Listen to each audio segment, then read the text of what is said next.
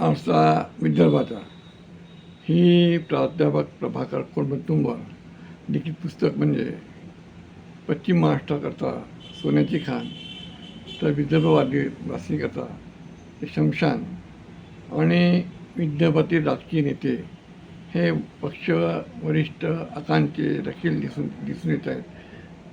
तेव्हा त्या आरसा विदर्भाच्या या पुस्तकावरील माझी समीक्षा मी सादर करतो आहे.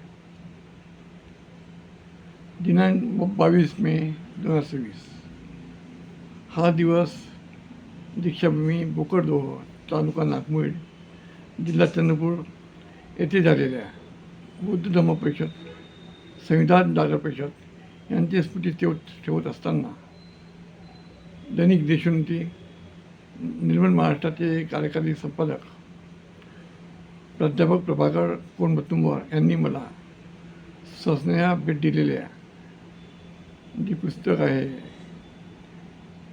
आरसा विदर्भाचा, हे जी निगडीत आहे. तसे माझ्या जीवनात सोबत असलेल्या आठवणी बऱ्याच आहेत. काही आठवणी सुखद आहेत, काही आठवणी ह्या खूप दुःखदही आहेत.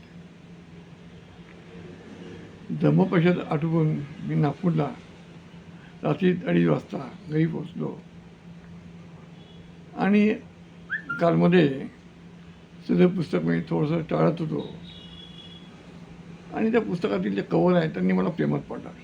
सुंदर कवर आहे आणि मी दुपारी मग ते पुस्तक वाचायला घेतलं. पुस्तकातील भाषा, शैली, विदर्भ आणि महाराष्ट्र गोषवारा, आर्थिक गोषवारा, बरेच काही मला खूप आवडलं. सदर पुस्तक मी 3 दिवसात पूर्ण केल्यानंतर आरसा विदर्भाच्या यावर समीक्षा लिहिण्याची मला इच्छा झाली आणि ही समीक्षा आपल्याला सादर करतो आहे. सोबतच सदर पुस्तकात काही सुधारणे वैज्ञानिकदृष्ट्या गरजेचे आहे, त्यावर मी पुढे चर्चा करणार आहे. परंतु अर्पणच्या खाली, अर्पण पेज जो आहे, पृष्ठ आहे, त्याच्या खाली जवाहरलाल नेहरू यांनी विदर्भावर खूप जबरदस्ती केल्याचा संदर्भ दिलेला आहे. अगदी त्याखाली सर एक कोटेशन, बाबासाहेब कोटेशन दिलं असतं. एक बाबासाहेब कोटेशन आम्हाला समजून घ्यावं लागेल. बाबासाहेब म्हणतात, भाषावर प्रांत रचनेऐवजी प्रशासनाच्या दृष्टीने उत्तम समजली जाणारी लहान राज्य असावी. महाराष्ट्राची विदर्भासभेचा राज्यवखरा हे बाबासाहेबांचे कोटेशन आहे. हे कोटेशन नेहरूंच्या कोटेशनखाली असतात, अजून चॅनल असतात. हे quotation thoughts on linguistic states या पुस्तकातील आहे. तर हे कोटेशन दिलं असतं, अजून त्याला एक वजन आलं असतं. नागपूर शहराला ब्रिटिशांनी, अर्थात गोरे इंग्रजांनी, एक गोरे जगाचा काळ, ब्रिटिशांचा काळ होता, तेव्हा नागपूर शहराला CP अँड बिरार या प्रांताची राजधानी 1861 साली करण्यात आली. तेव्हा नागपूर प्रांतातील नागपूर, भंडारा, वर्धा, चांदा ही शहरे आणि नागपूर नर्मदा प्रांतातील बालाघाट, दुर्ग, रायपूर, बिलासपूर, छिंदवाड़ा, बैतूल, निमल, होशंगाबाद, नरसिंहपुर, सिवनी, मंडला, जबलपूर, दामोह, सागर ही शहरे ह्या नागपूर CP अँड बिरारमध्ये सम्मिलित होती आणि नागपूर ही राजधानी होती. जमशेद टाटा यांनी भारतातील पहिली मिल नागपुरात सुरू केली, इम्प्रेस मिल. राजधानी झाली. इम्प्रेस मिल ही पहिली सुरू झाली नागपूरमध्ये. विदर्भातील कापसाचे उत्पन्न होत असताना सदर मिल का बंद पडले हा एक प्रश्न आहे. आणि विदर्भातील कापूस आता पश्चिम महाराष्ट्र आणि गुजरातमध्ये निर्यात होत आहे.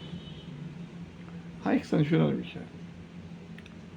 तत्कालीन ब्रिटिश चीफ कमिशनर अलेक्झांडर मॅकेजी यांनी विदर्भाला वेगळा प्रांत करावा अशी शिफारस 1888 साली ब्रिटिश व्हाईसरॉय लॉर्ड डॉफ्रिन यांच्याकडे केलेली होती.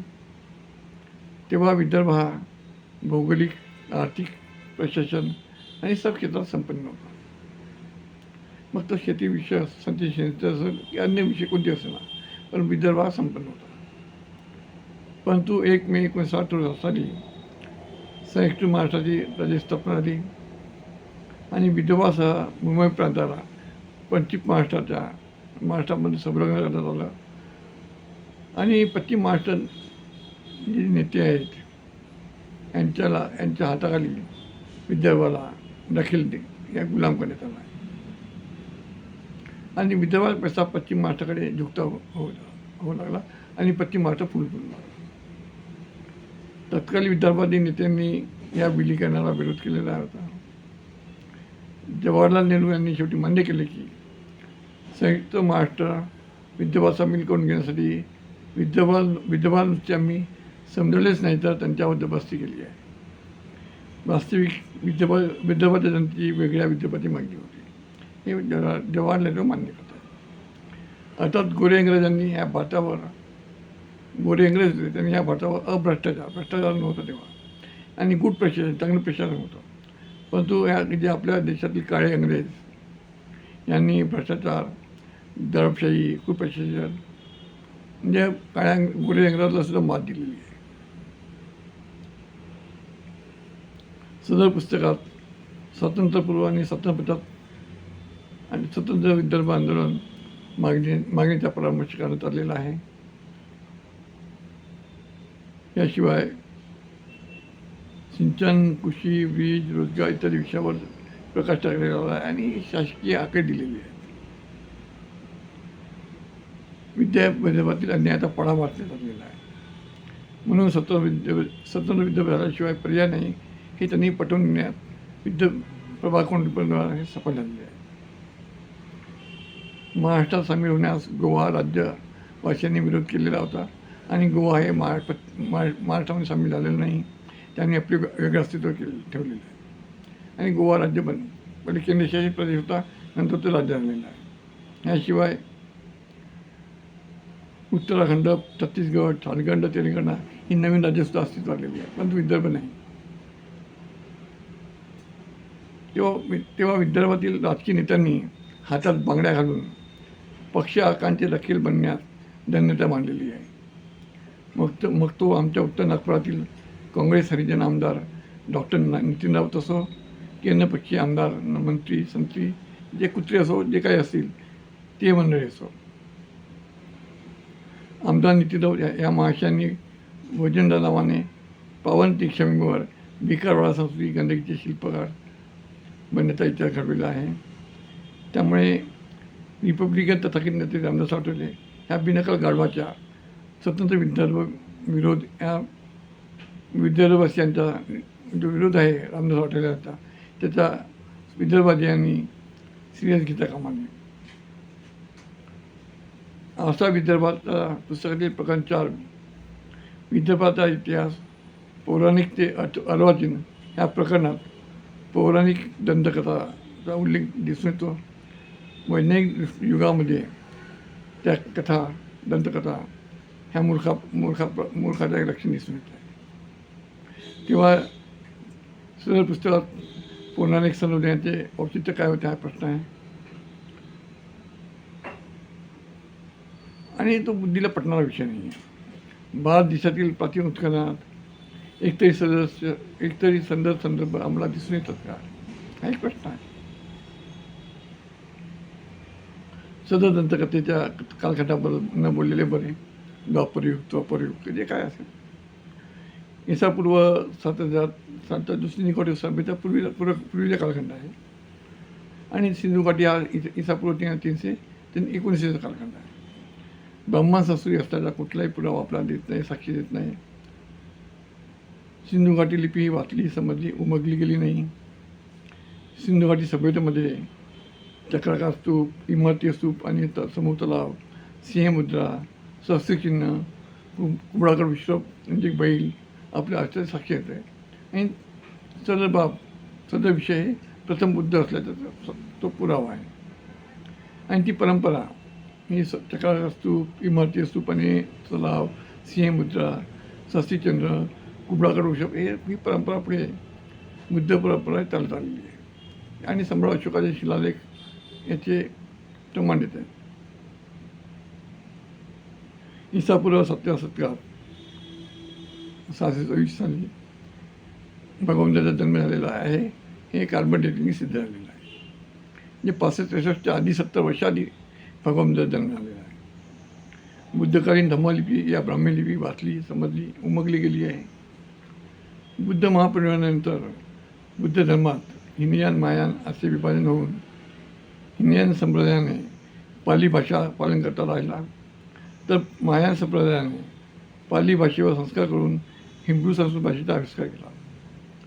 ब्राह्मण वर्गाद्वारे उपयोगात येणारी संस्कृत भाषा ही क्लासिकल संस्कृत आहे आणि लिपी ही नागरी आहे. परंतु हिब्रू संस्कृत आणि पाली भाषा यांची लिपी धम्मलिपी आहे, ब्राह्मी लिपी आहे. बुद्ध काल आणि बुद्ध प्रभाव कालखंडात ब्राह्मण वर्ग अस्तित्वात होता. ब्रह्मन हा शब्द विद्वान, समन, शमन या अर्थाने प्रयोगात होता. पाली भाषेत ऋ, श, श्रु, त्र, न्य, क्ष, ए, औ हे शब्द नाहीत आणि हे शब्द पाली भाषेचे शब्द आहेत. इसवी 8वी ते 12वी हा शब्द हा जो कालखंड आहे हा अपर भाषेचा कालखंड आहे. इसवी 12वी शतकी हा आदी हिंदी भाषेचा कालखंड आहे आणि आधी पाली आणि प्राकृत भाषेची अंतिम अपभ्रंश अवस्था म्हणजे आदी हिंदी समजून घेणे गरजेचं आहे. आणि 19वी शतकीमध्ये आधुनिक हिंदी भाषेचा कालखंड आहे. इसवी 5वी शतकात मायांनी वज्रयान संप्रदायाला, 8व्या शतकात वज्रयानने तंत्रज्ञान संप्रदायाला जन्म दिला. शंकर नावाच्या व्यक्तीचा 850ला जन्म झाला आणि पुढे तो प्रचंड बौद्ध म्हणून प्रसिद्ध झाला. इसवी 10व्या शतकात वज्रयान तंत्रज्ञान या बुद्ध संप्रदायाने शैवपंथ, वैष्णवपंथ, शाक्तपंथ स्थापन केल्यावर शंकर नामक व्यक्तीने स्वतःला आदिशंकरा घोषित करून महायान बुद्धविहारावर त्यावर ताबा घेतला, आधिपत्य केले आणि तेव्हापासून बुद्ध धर्माची अवनती सुरू झाली. इसवी 11वी आणि 12व्या शतकात वैदिक धर्म, ब्राह्मण धर्म उदयास केला. 11वी या 12व्या शतकात आणि 10व्या शतकात चीन या देशामध्ये कागदाचा शोध लागला.